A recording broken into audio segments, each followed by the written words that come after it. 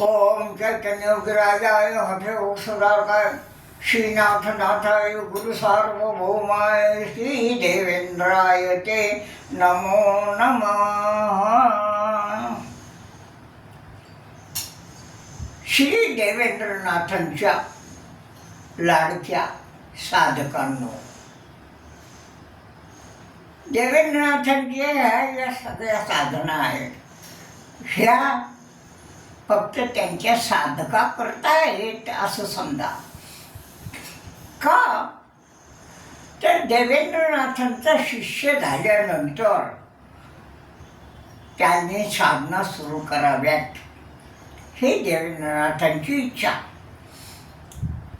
देवेंद्रनाथांचा शिष्य कसं व्हायचं हे मी आता या मागच्याच व्हिडिओमध्ये दिलं. देवेंद्रनाथांची 21 दिवसाची साधना केली म्हणजे तो देवेंद्रनाथांचा शिष्य झाला. आम्ही देवेंद्रनाथांचा शिष्य झाला. देवेंद्रनाथांनी त्याला शिष्य म्हणून स्वीकारलं की देवेंद्रनाथांचं कार्य चालू होऊन जातं. कसं पहा, देवेंद्रनाथांचा शिष्य झाला की आपल्या साधकाला लवकरात लवकर वरच्या पायरीवर प्रगतीवर कसं नेता येईल याची देवेंद्रनाथांनी एक सूत्रता दिलेली आहे. त्याकरता देवेंद्रनाथांनी असं सांगितलं की सर्व शिष्यांनी 3 यंत्र बाबांनी दिलेली आहेत. 3 यंत्र ही मी अगोदर दिली आहेत. ही 3 यंत्र आणि 3 मंत्र, विशिष्ट 3 मंत्र दिलेले आहेत. हे 3 यंत्र आणि 3 मंत्र झाले की त्या शिष्याची लवकरात लवकर प्रगती होते. म्हणजे याला बाबांनी कशा शब्दात सांगितलं माहिती आहे? बाबांनी सांगितलं, तुम्ही 1 पाऊल पुढे टाका, बाकीचे 99 पाऊल मी तुम्हाला पुढे घेऊन जातो. ते कशाच्या जोरावर? ह्या 3 यंत्र आणि 3 मंत्र ह्या फक्त गोष्टीवर दिलेलं आहे. ते आता बाबांनी याच्यात काय दिलं? यंत्र आणि मंत्र. पण यंत्र हे तंत्रावर आधारित आहेत.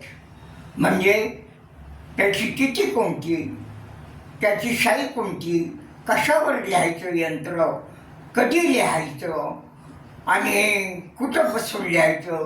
कारण बाबांचे एक यंत्र इथे बाबांनी दिलेलं आहे. मी ते मागच्या याच्यामध्ये यंत्र आहेत ते, तर ते औदुंबराच्या झाडाखाली बसून लिहायचं. हे सगळे काय तंत्र आहे. म्हणजे यंत्राला काय असतं? तंत्र. आणि मंत्राला काय असतं? सिद्धता. सिद्धता म्हणजे तर विशिष्ट प्रकारे सिद्धता दिलेली आहे.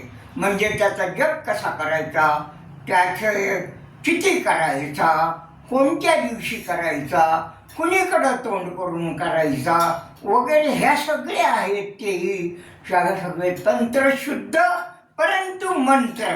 आणि हे मंत्र सिद्ध करावे लागतात.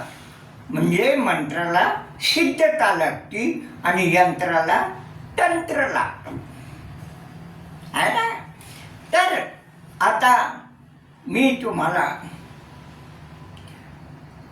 या पुढच्या काळामध्ये ह्या 3 म्हणजे अगोदर दिलेल्या 3 मंत्राच्या सोबत कोणते 3 यंत्राच्या सोबत कोणते 3 मंत्र म्हणायचे किंवा सिद्ध करून घ्यायचे ते मी तुम्हाला आता पुढच्या ह्याच्यात सांगणार आहे. परंतु हे ऐकून घ्या. मंत्र कोणते कोणते? सिद्धाग्नी मंत्र, सिद्धाग्नी मंत्र, त्यानंतर इच्छाशक्ती मंत्र म्हणजे ह्या मंत्राने आपल्या इच्छेनं आपल्याला त्याला ते कार्य करता येतं हे या. आणि त्यानंतर या अग्निमंत्राचं चांगलं आकलन झाल्यानंतर मग त्याला सिद्धता येते आणि मग त्याला त्या अग्नीच्या माध्यमातून त्याला जीव ब्रह्मसेवा करता येते. अग्नीच्या माध्यमातून का करायची? कारण बऱ्याचशा आपल्या म्हणजे येणाऱ्या पेशंटला जर काही बाधा झालेली असेल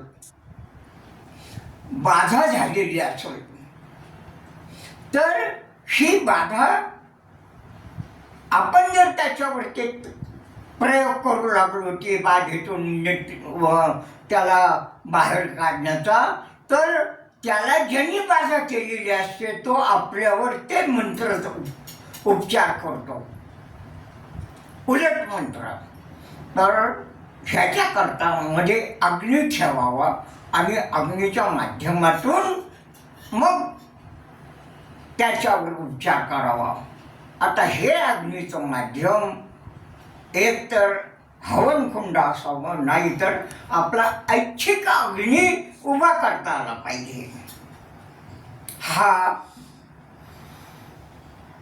हा जो आहे तर असा अग्निमय करता येतो. आणि त्यानंतर तो सिद्धाग्नी आपण आपल्या माध्यमातून आपल्या भ्रूमध्यातून सिद्धाग्नीची किरणं सोडून त्याच्यावर उपचार करू शकतो. त्याच्यावर उपचार कुठं करायचे म्हणजे जर त्याला काही शारीरिक व्याधी असतील तर शारीरिक व्याधी ह्या तुमच्या सिद्धाग्नीच्या मंत्रांनी तुम्हाला म्हणजे माध्यमातून त्याचे ते सगळे जंतू जे आहेत शरीरातले ते नष्ट करता येतात. आता ह्याकरता मी पुढच्या वेळेसपासून अग्निमंत्राची जी साधना आहे सिद्धाग्निमंत्राची, कारण अग्नी सिद्ध झाल्याशिवाय तुमचे क्रिया करणं हे सगळं व्यर्थ. अग्नी सिद्ध झाल्याशिवाय हवन करणं व्यर्थ. अग्नी सिद्ध न करता हवन केलं म्हणजे त्याला बाबांनी ह्या शब्दात सांगितलं की चुलीचा होत्या टाकल्यासारखं तुम्ही हो. कारण सिद्धाग्नी जो आहे तो त्या दैवतांपर्यंत तुमच्या जे मंत्रामध्ये दैवत येणार आहेत त्या दैवतापर्यंत ते हविद्रव्य पोचवतं. असो, आता पुढच्या वेळेला आपण सिद्धाग्नीपासून सुरू करू. आदेश.